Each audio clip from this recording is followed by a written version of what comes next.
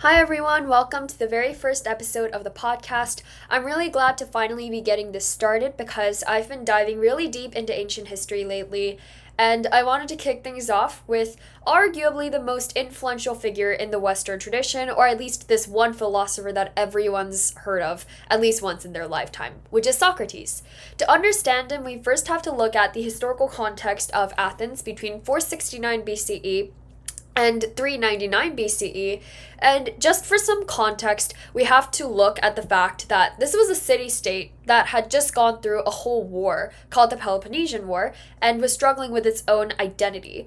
Socrates strangely didn't leave any writings of his own behind, so this creates what scholars call the Socratic problem, where we have to rely on his students or just other people in general or other writings that mention him.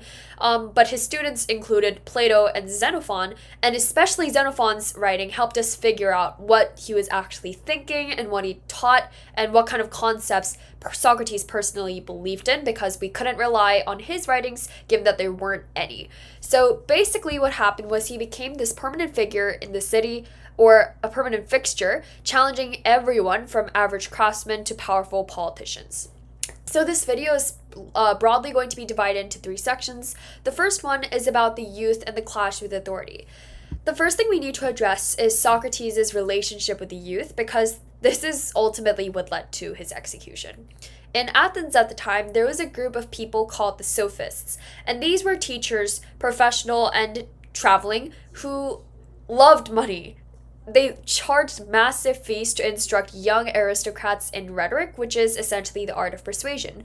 The primary goal of the sophist education was to learn how to make any argument appear stronger, whether it is already weak or already strong or already weak, so that you could just win either way, like political debates, as well as gain power. Socrates, though, was the polar opposite of this. He never charged a fee, and he wasn't really interested in the monetary or financial sorts of things, and he claimed that he had nothing to teach other people. Instead, he attracted a circle of young men, and one of these people would include the future philosopher Plato, and encourage these students to seek moral excellence instead of trying to pursue political influence, because he argued that the former is a lot more important for your overall well-being anyway. The Athenian government obviously then saw Socrates as this massive threat, because the things he was teaching was definitely not something that they were all for. He was teaching the youth to deconstruct everything, and not only just people around them, but also people in authority, regardless of the fact that their position is obviously higher than the average citizen. And of course, they wouldn't like that much, because it would basically destroy the very foundations of the city's social order, and it would probably cause a lot of conflict if they just bring up this idea that totally clashes with something that the authority thinks.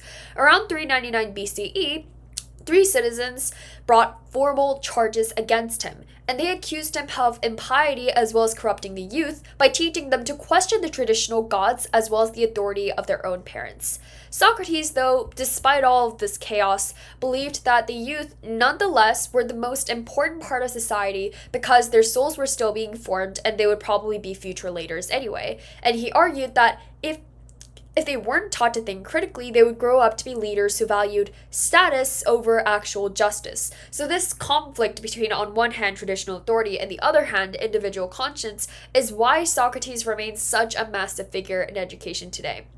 And again, sorry if my voice sounds nasally. It was like this in the previous video. I have really bad pollen allergies, so just bear with me. Okay, so section 2 is core philosophies and the conflict of ideas.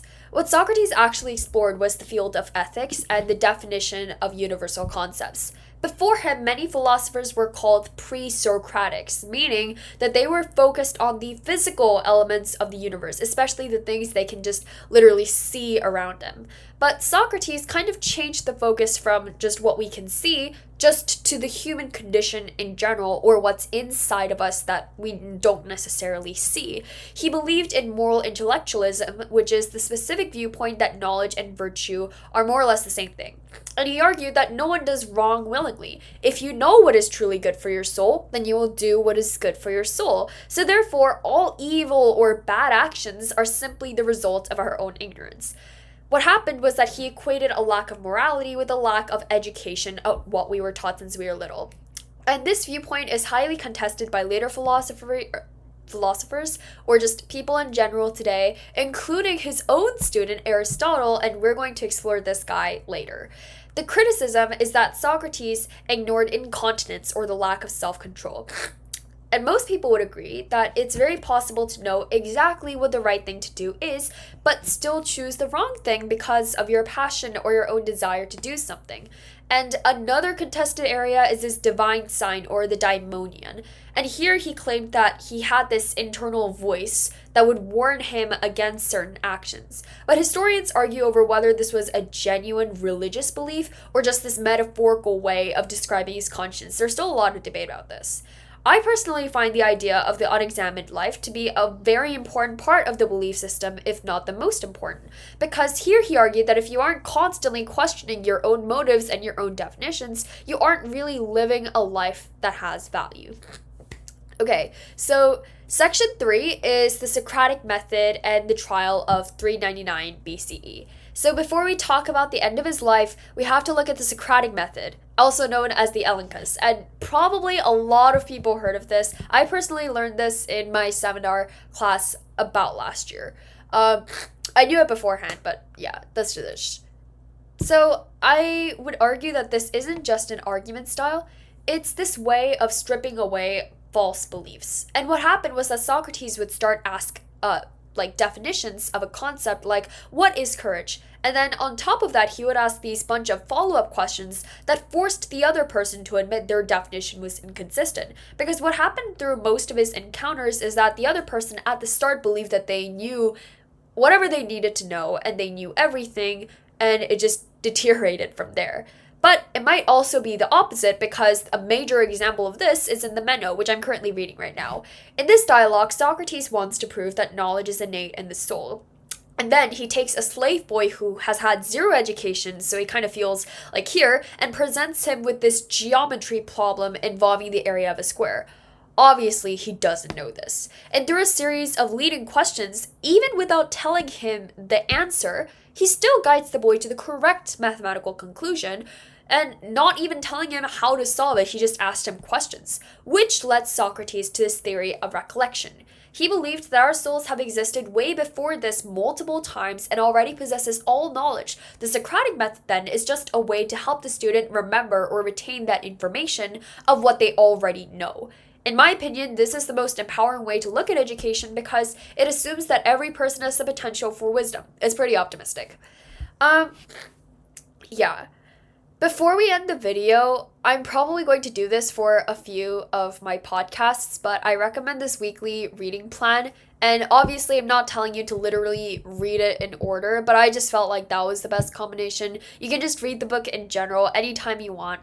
But I would say week 1, regardless, read the Euthyphro, which explores how we define holiness. And then week 2, I would suggest to look at the Apology, which is the direct transcript of this trial. I actually had to read it for a school assignment, and it's this huge, block of text because it shows him refusing to apologize for how he lives or just his lifestyle, even though he knew that he would be sentenced to death anyway.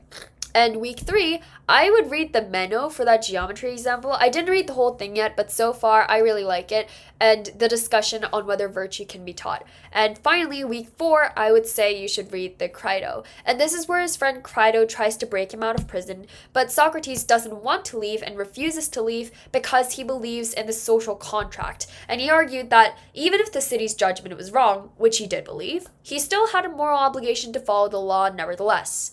He died by drinking hemlock in 399 BCE, choosing to die for his philosophy rather than live in a world where he couldn't ask any questions. Okay, that was it. Thank you for joining me for this first episode. I know it's been a lot of information, but understanding Socrates is the very first step you should take to understanding everything else. I'll see you in the next one. Bye!